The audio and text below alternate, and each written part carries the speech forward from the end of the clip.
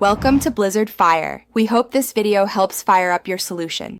In this video, I will show you how to replace a RAM 1500 battery. First, gather your tools, including a 10mm wrench, a battery terminal cleaner, and a wire brush. Always ensure your vehicle is completely off and the parking brake is firmly engaged. Safety is paramount, so remember to wear safety glasses and gloves to protect your hands and eyes from potential battery acid. This preparation ensures a smooth and safe replacement process. Now let's disconnect the old battery. You'll find the battery under the hood, usually on the passenger side.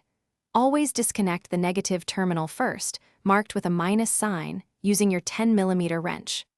Then, proceed to disconnect the positive terminal, marked with a plus sign, being careful not to let the wrench touch any metal parts of the vehicle. Finally, remove the battery hold-down clamp, which typically uses a 13mm bolt, to fully release the battery. With the old battery out, it's time for the new one.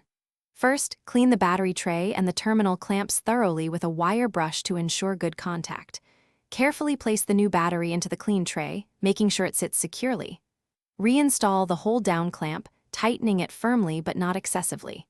Connect the positive terminal first, then the negative terminal, ensuring both are tight and secure for optimal performance. Before you finish, apply a thin layer of anti-corrosion grease to both battery terminals. This helps prevent corrosion and extends the life of your battery. Double-check all your connections to ensure they are tight and secure. A loose connection can cause issues.